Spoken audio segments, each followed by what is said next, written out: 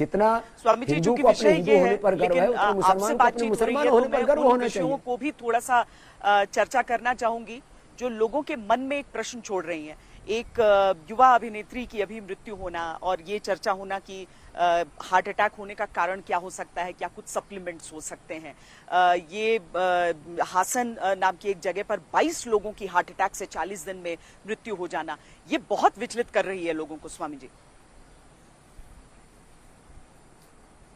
हाँ, synthetic nutraceutical, synthetic medicine, Brian Johnson जो कि 25 से 50 करोड़ रुपए सालाना अपने ऊपर खर्च कर रहा था, ये सिंथेटिक दवाइयाँ एंटी एजिंग के नाम पर, लॉन्गेविटी के नाम पर, ताकत के नाम पर, टोले शोले बनाने के नाम पर, बॉडी बिल्डिंग के नाम पर जितने भी सिंथेटिक उपाय किए जा रहे हैं, इनके सच में खतरनाक दुष्परिणाम है और मैंने अपनी आंखों से देखे हैं।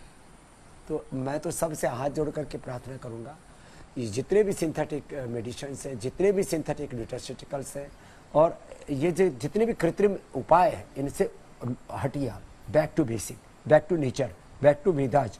इधर लौटिए। मैं आपके सामने बैठा हूँ, लगभग 60 साल का होने वाला हूँ और मेरी बायोलॉजिकल एज जो है 20-25 साल से ज़्यादा नहीं है। किसी भी मेरे लीवर, किडनी, हार्ट, ब्रेन का टेस्टिंग करा लो, फिजिकल मेंटल टेस्ट करा लो और मेरी कार्य क्षमता को देख लीजिए, हर चीज़ से कोई मापन कर ले तो आपके सामने लाइव एग्जाम्पल है ना।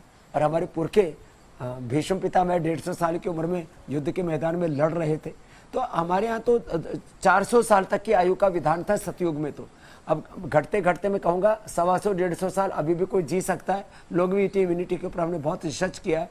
योग, आयुर्वेद, नेचुरोपैथी उसमें बेस्ट है। जो दूध दही आदि खाते हैं, हम अंकुरित लेते हैं, मिलेट्स का प्रयोग करते हैं, शाक सब्जियां फल आदि खाते हैं, ये सर्वश्रेष्ठ है। वेगन और देखो इसमें भी 3 विभाजन कर दिए लोगों ने आहार में, मांसाहार, शाकाहार और वेगन। तो अब मैं देखो मांसाहार का तो मैं पक्षधर हूँ नहीं, लेकिन मैं शाकाहार का 100% पक्षधर हूँ वैज्ञानिक आधार पर। इसलिए मैं कहूँगा सब शाकाहार को अपनाओ, सदाचार को अपनाओ, डेली 1 घंटे का योगाभ्यास करो और स्वामी रामदेव की तरह लॉन्गेविटी, इम्यूनिटी पाओ। और मैं श्वेता जी का भी उदाहरण दे सकता हूँ, आपको भी मैं पिछले 20 सालों से ऐसा कैसा देख रहा हूँ। नहीं स्वामी जी, लेकिन जो खासकर जो हार्ट अटैक्स को लेकर ये था ना कि कहीं आपको भी कोविड वैक्सीन पर बहुत ज्यादा भरोसा हुआ नहीं था, बड़ी उस समय बातें भी हुई, लेकिन अभी भी कहा जा रहा है कि वैक्सीन की वजह से ऐसा नहीं है कि हार्ट अटैक्स हो रहे हैं। तो लेकिन शायद कोविड नाम की एक ऐसी बीमारी आ गई इस समय में जहां पर जो उस बीमारी के भी कम वो नहीं रहे होंगे। हालांकि अधिकांश जो शोध है वो कह रहे हैं कि नहीं, इसका लेना देना नहीं है उस वैक्सीन से। दरअसल क्या है, बहुत बड़ी लॉबी है श्वेता जी ड्रग माफियाओं की, मेडिकल माफियाओं की, इसलिए इनकी बातों पर आंशिक तौर पर हमें विश्वास करना चाहिए। पूर्ण विश्वास की जगह बहुत थोड़ी बच गई। 1, 2, 5, 10% लोग सच बोलते हैं, बाकी झूठ का पूरा ताना बाना सच की तरह प्रस्तुत करते हैं। ये मेडिकल फील्ड में भी है, ये हेल्थ में, एजुकेशन में, रिसर्च में, राजनीतिक तौर पर तो झूठ का पूरा एक बहुत बड़ा पुलिंदा ही परोसा जाता है रोज हमारे सामने। तो सच कम, झूठ ज़्यादा, और उसको परोसने के जो तौर तरीके हैं वो इतने सफाई के साथ उसको प्रस्तुत करते हैं कि सच झूठ देखने लगता है और झूठ सच देखने लगता है। इससे हमें बचना होगा। इस बातचीत को समाप्त करते हुए एक बार फिर मैं, चूंकि हम धर्म के विषय पर बात कर रहे हैं, धर्म संसद की बात कर रहे हैं और एक के बाद एक जो घटनाएं हमारे सामने आती हैं, दरअसल क्या है कि एक तो बिहार का भी चुनाव आने वाला है, उसके आगे फिर 2 साल के अंदर फिर यूपी का भी चुनाव हो जाएगा। लेकिन क्या करे समाज कि राजनीति के हाथों में कम से कम जाति वाली इस बात को लेकर खेली नहीं जाए। बस इतना ही करे समाज, जितने भी वर्ग, समुदाय और जातियां भी भारत में, अब जाति है कि जाति नहीं है वो पहचान बन गई है। वैसे तो सारे ये गुण कर्म स्वभाव के आधार पर ही है।